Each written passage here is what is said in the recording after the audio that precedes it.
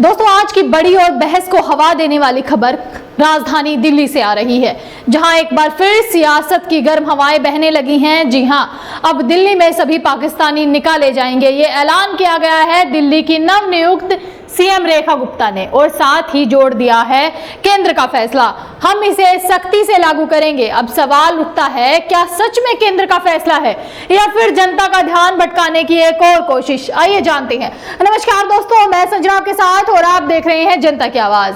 अगर आप गौर से देखें तो ये सवाल पहले भी कई बार उठ चुके हैं। पहले भी कई बार इस तरह की भावनात्मक बातें करके देशभक्ति के जज्बातों को हवा देकर असल मुद्दों से ध्यान भटकाया और हटाया गया है। पानी नहीं है पर पाकिस्तानी निकालने की बात की जा रही है। महंगाई कम नहीं हो रही है पर भाषण भारी भरकम हो रहे हैं। बेरोजगारी चरम पर है लेकिन दुश्मन देश के लोगों को निकालने की बात करके वाहवाही लूटी जा रही है। सवाल ये नहीं कि कौन निकाला जाएगा, सवाल ये है कि क्यों निकाला जाएगा। क्या ये वही सरकार नहीं जिसने एनआरसी और सीए जैसे कानूनों के नाम पर देश भर में बवाल मचाया था? क्या ये वही सरकार नहीं जिसने कहा था कि कागज नहीं दिखाएंगे और फिर हर नागरिक से सबूत मांगने लगी? और अब दिल्ली की गद्दी पर बैठती रेखा गुप्ता ने अपना राग छेड़ दिया है। क्या सरकार बताएगी कि कितने पाकिस्तानी दिल्ली में हैं?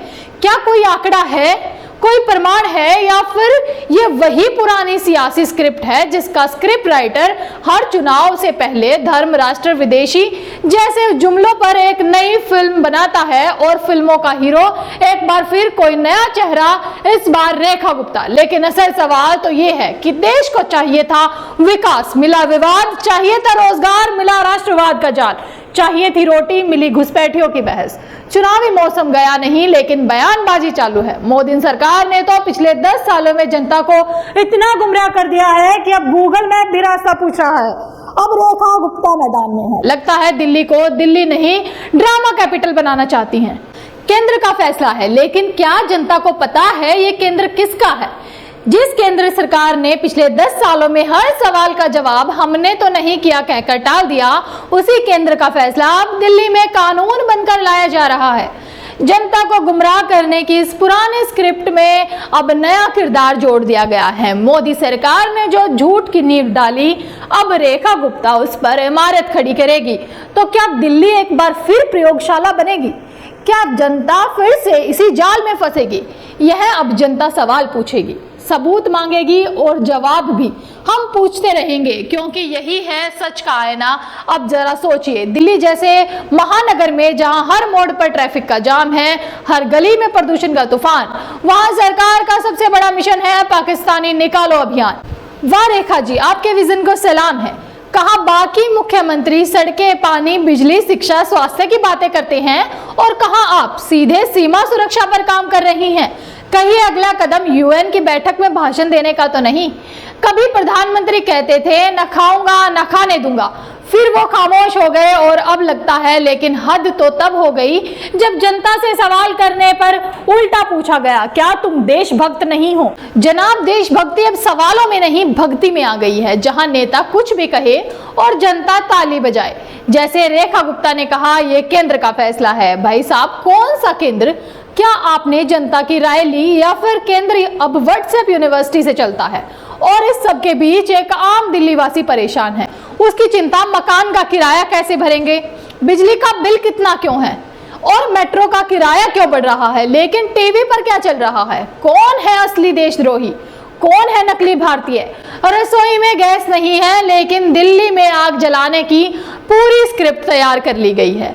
और सबसे शर्मनाक बात, इस पूरी बयानबाजी में एक पूरा समुदाय फिर निशाने पर है जिसका नाम पाकिस्तान कहकर बार बार घसीटा जाता है, बिना सबूत, बिना तर्क, बस चुनावी तर्कश में तीर की तरह। क्या सरकार बताएगी कि वो कैसे तय करेगी कि कौन पाकिस्तानी है? आधार कार्ड से, वोटर कार्ड से, या बस शक की बुनियाद पर?